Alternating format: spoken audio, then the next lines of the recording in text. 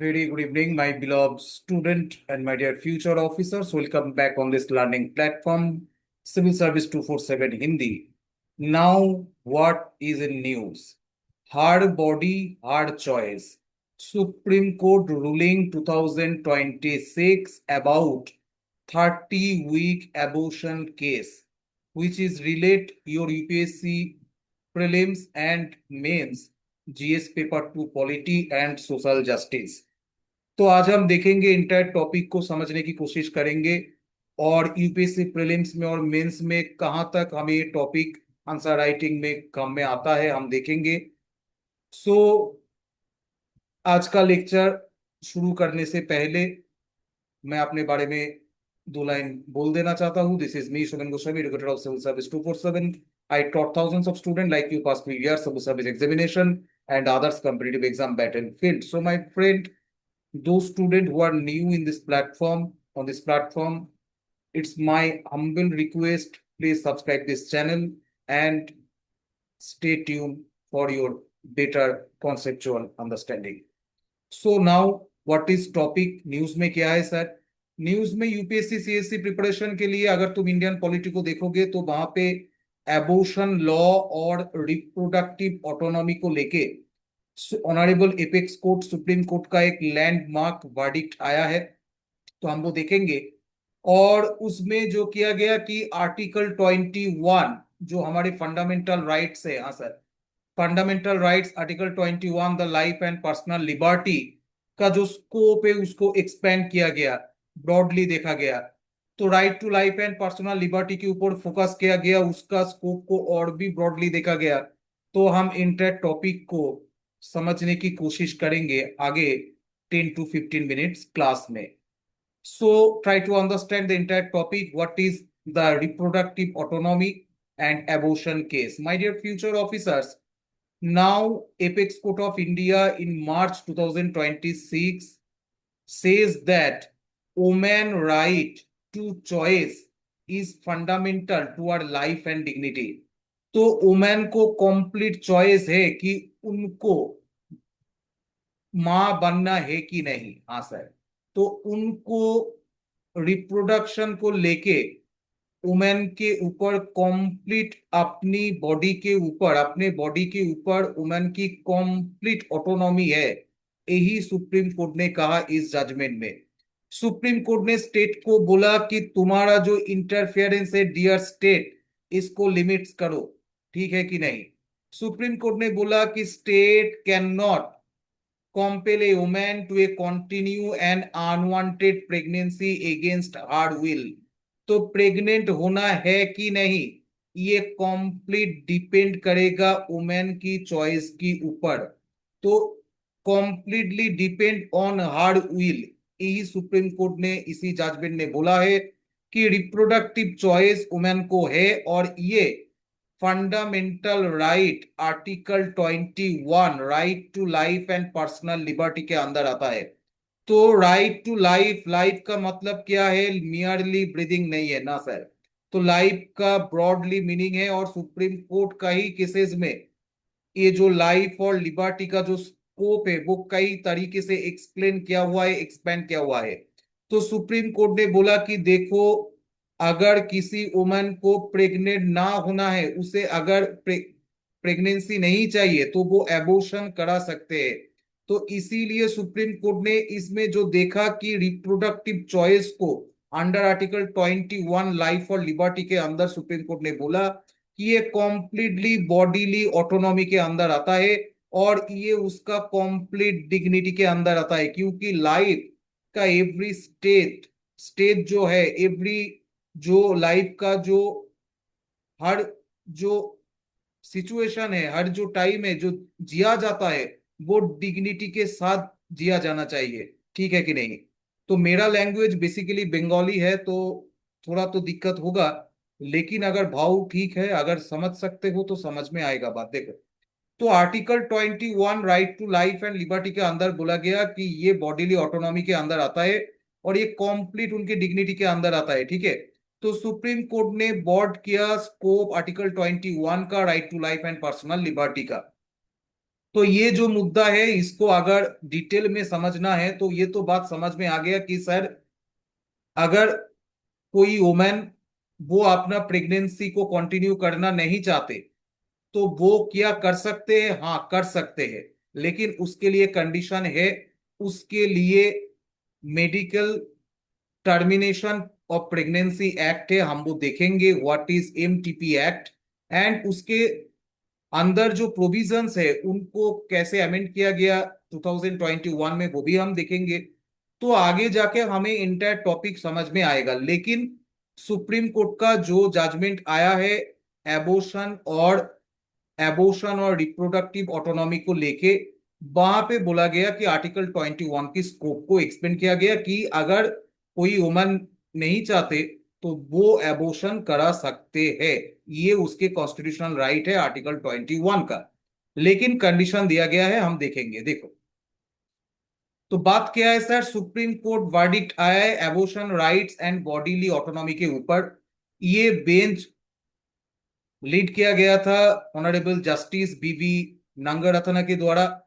And इसमें बोला गया कि a women has final rights to over her own body and bodily autonomy. तो एक वुमन को कंप्लीट राइट है उसका अपनी बॉडी के ऊपर, जिसको बॉडीली ऑटोनॉमी कहते हैं। और ये अंडर आर्टिकल 21 फंडामेंटल राइट्स के अंदर आते हैं। लाइफ एंड पर्सनल लिबर्टी के अंदर आता है ये। हाँ सर। तो सुप्रीम कोर्ट ने बोला कि देखो, जो लीगल एक्सेप्शन जो है कि abortion permissible beyond the legal limit currently 24 weeks. Now what is matter, जो मैंने बोला कि मेडिकल जो टर्मिनेशन ऑफ प्रेगनेंसी एक्ट है, हाँ सर, उसमें बोला गया है कि 24 वीक्स तक आप टर्मिनेशन कर सकते हो। लेकिन उसके लिए भी कंडीशन है, हम बाद में देखेंगे। लेकिन सुप्रीम कोर्ट ने बोला कि केवल 24 वीक्स नहीं, बियॉन्ड द 24 वीक्स। हाँ सर, वर्ड को पकड़ो, यहां से प्रीलिम्स में एमसीक्यू आएगा, और अगर तुम्हें सही तरीके से टॉपिक समझ में ना आए तो तुम कर नहीं पाओगे। देखो, तो बियॉन्ड द लीगल लिमिट, तो जो ये जो लीगल लिमिट है 24 वीक का, कहाँ पे? एमटीपी एक्ट में। तो medical termination of pregnancy act में वहां पे बोला गया कि 24 वीक्स का बियॉन्ड जो है वो कर सकता है, सुप्रीम कोर्ट ने बोला। लेकिन उसमें कंडीशन दिया गया है। कंडीशन क्या है कि ये तभी अलाउड होगा, allowed if continue pregnancy is dangerous for the women physical and mental health.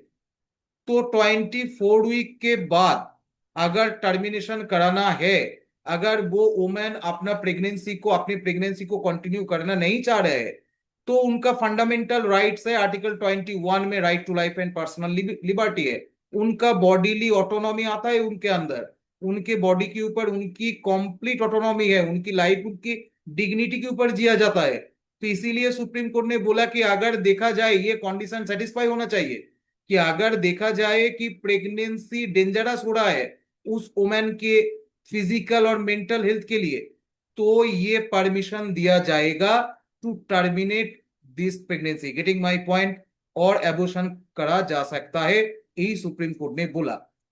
लेकिन ये जो मुद्दा है ये जीएस पेपर 2 पॉलिटी और सोशल जस्टिस का बहुत ही महत्वपूर्ण मुद्दा है। इसमें से प्रीलिम्स में तो ना सही, मेंस में आंसर राइटिंग तुम कर सकते हो, और कैसे तुम आंसर राइटिंग करोगे वो हम क्लास के एंड में तुम्हें डिटेल बताएंगे, ताकि तुम आंसर राइटिंग कर सको। देखो बेटा, अगर यूपीएससी सीएससी प्रीलिम्स तुम्हें, मेंस तुम्हें क्रैक करना है तो लिखना चालू करो।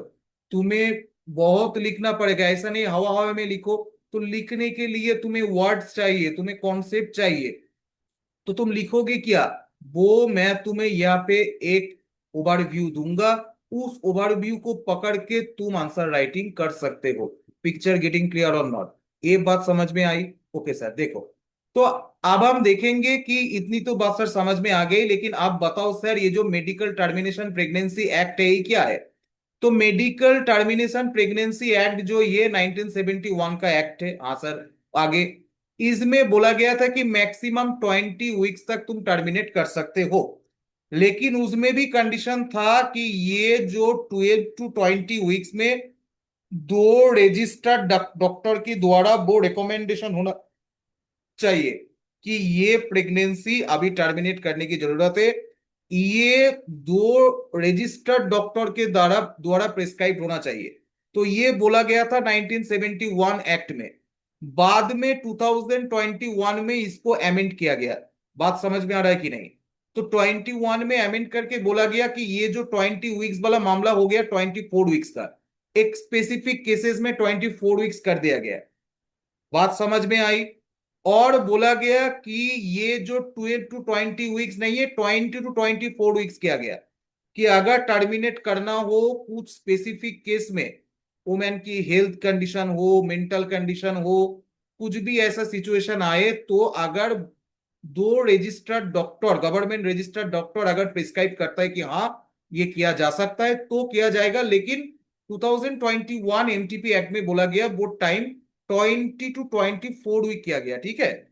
और उसके बाद सर, उसके बाद बोला गया कि अगर 24 वीक के बाद करना है तो मेडिकल बोर्ड की, जो स्टेट लेवल की जो मेडिकल बोर्ड होता है ना, उस लेवल की स्टेट लेवल की मेडिकल बोर्ड की रिकमेंडेशन चाहिए, अदरवाइज तुम कर नहीं सकते। कब बोला गया? 2021 एमटीपी अमेंडमेंट एक्ट में। Okay sir. लेकिन सुप्रीम कोर्ट ने तो बोल दिया कि 30 वीक्स तक कर सकते हो। हाँ, तो सुप्रीम कोर्ट ने वो एक स्पेशल सरकमस्टांसेस में कहा है, सुप्रीम कोर्ट ने बोला है कि देखो ये तुम कर सकते हो, कभी कर सकते हो, just a minute. Supreme court ने बोला कि ये तुम कर सकते हो, लेकिन कब कर सकते हो, just a minute. Supreme court ने बोला कि ये तुम कर सकते हो, लेकिन उसके लिए एक स्पेशल कंडीशन दिया गया है। स्पेशल कंडीशन क्या है? कि if the pregnancy continuing dangerous for the health, women physical and mental health, then तुम कर सकते हो। तो ये कंडीशन सेटिस्फाई होना चाहिए। सुप्रीम कोर्ट इसलिए बोला। और इसमें ये नहीं देखा जाएगा कि जो लीगल एक्सेप्शन है 24 वीक का, नहीं, उसके बियॉन्ड भी किया जा सकता है, क्योंकि इसमें जो मदर है उनका जो फिजिकल और मेंटल हेल्थ को प्रायोरिटी दिया गया। पहले बोला गया कि फिजिकल और mental health is first priority, because fundamental rights article 21 life और पर्सनल लिबर्टी के अंदर बॉडीली ऑटोनॉमी आता है। समझ में आई बात? हाँ सर। तो ये जीएस पेपर 2 के लिए, सोशल जस्टिस के लिए, वुमेन इश्यूज के लिए, राइट टू लाइफ के लिए एक इंपॉर्टेंट मुद्दा है। I hope everything is clear now. What is medical termination of pregnancy MTP act 2021?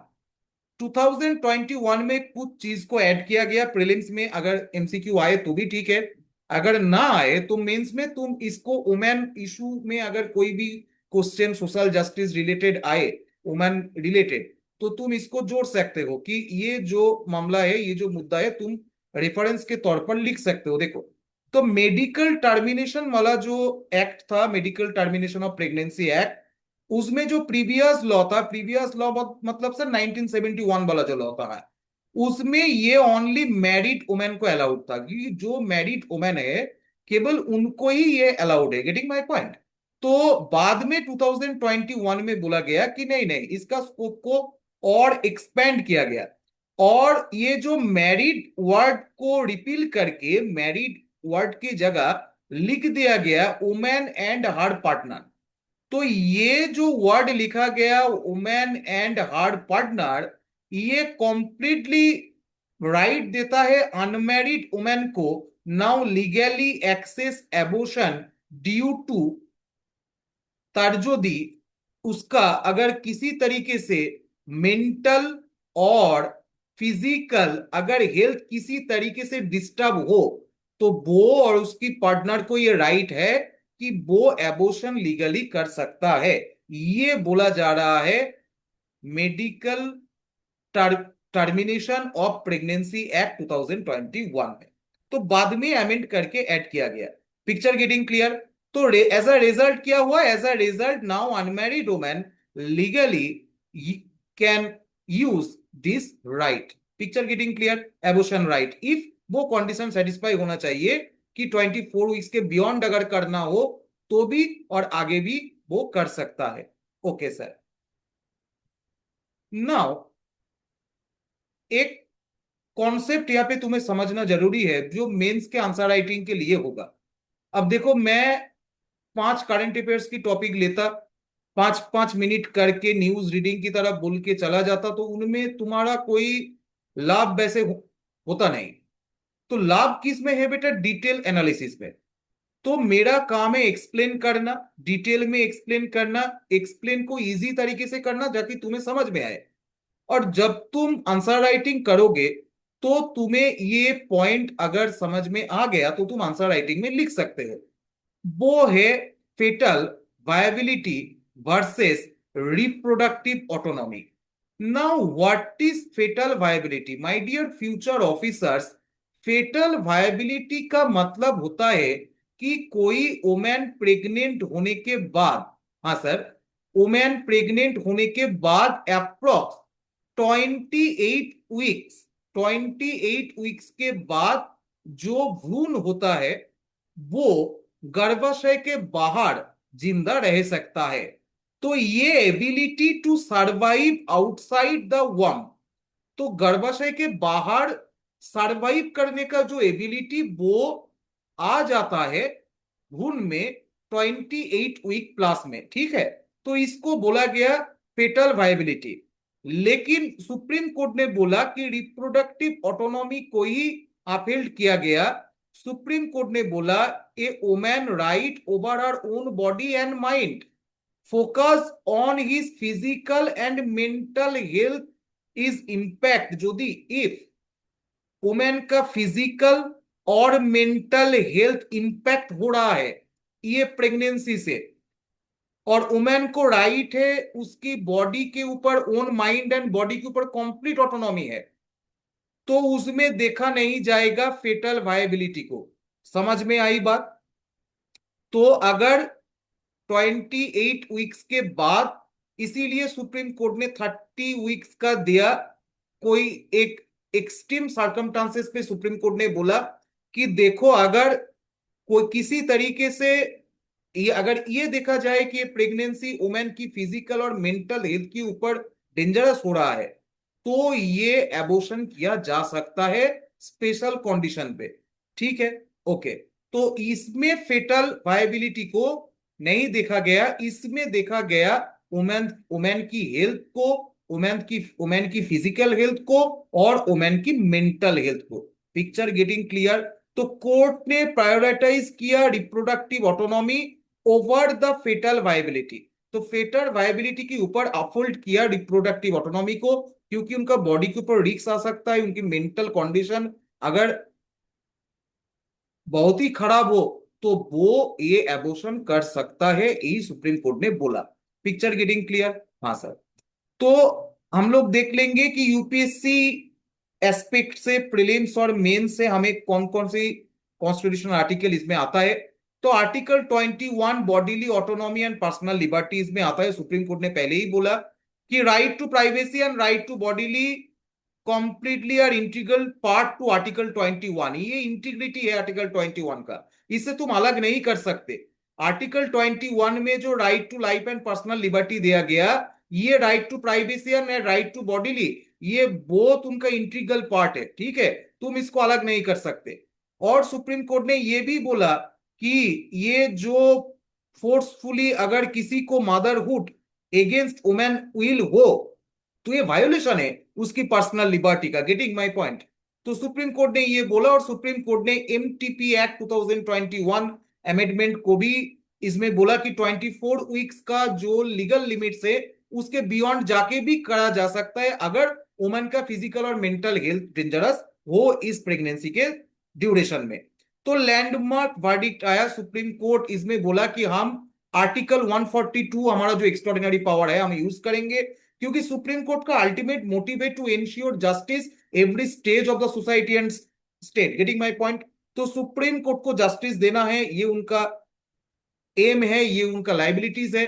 तो सुप्रीम कोर्ट ने बोला कि अगर ऐसा कोई केस आया तो जिसमें देखा जाता है कि वुमेन की विल के अगेंस्ट उनका मदरहुड को फोर्सफुली,